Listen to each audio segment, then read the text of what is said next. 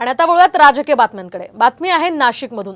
नाशिकमध्ये महायुतीतर्फे नव्या चेहऱ्याचा शोध सुरू असल्याची सूत्रांची माहिती आहे। शिवसेना शिंदे गटाकडून गोडसे यांच्याऐवजी अजय बोरस्ते यांच्या नावाची चर्चा आहे। बोरस्ते हे शिवसेना शिंदे गटाचे जिल्हाध्यक्ष आहेत, तर भाजपकडून राहुल ढिकले यांचं नाव सध्या आघाडीवर दिसतंय। राहुल ढिकले हे नाशिक पूर्व विधानसभेचे भाजपचे आमदार आहेत। शिवाय तगडा जनसंपर्क आणि युवा नेतृत्व म्हणून राहुल ढिकले यांची ओळख आहे। तर संघ परिवार तसंच भाजप देखील राहुल ढिकले यांच्यासाठी अनुकूल असल्याचं कळतंय।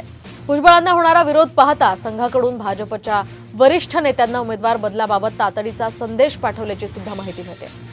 आताची ही महत्त्वाची आणि मोठी अपडेट आपण पाहतोय। या संदर्भात आपण अधिक माहिती जाणून घेऊयात आमचे प्रतिनिधी अभिजित सोनवणे यांच्याकडून। अभिजितजी, काय सांगाल? एकूणच नाशिकचं राजकारण पाहता यामध्ये चांगलाच संभ्रम निर्माण झालेला आहे। नाशिकमध्ये आता नव्या चेहऱ्यांचा शोध सुरू झाल्याची माहिती आहे, काय अधिकचे अपडेट्स?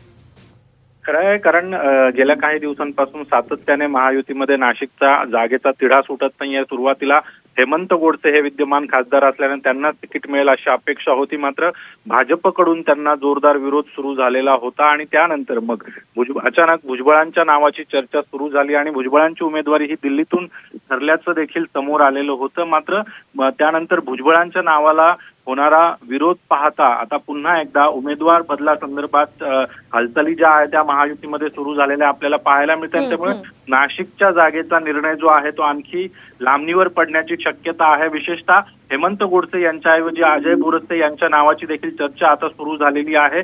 तर दुसरीकडे भाजपकडून देखील राहुल ढिकले यांचं नाव आता आघाडीवर असल्याचं कळतं। त्यामुळे नेमक्या येत्या काळामध्ये नाशिकच्या जागेवरून नेमक्या काय घडामोडी घडतायत, कशा पद्धतीने उमेदवार ठरवला जातोय हे पाहणं महत्त्वाचं आहे। नक्कीच अभिजित, तर नेमका कोण उमेदवार नाशिकमधून असतो तेच पाहणं अतिशय महत्त्वाचं असेल। धन्यवाद तुम्ही दिलेल्या या सविस्तर माहितीसाठी।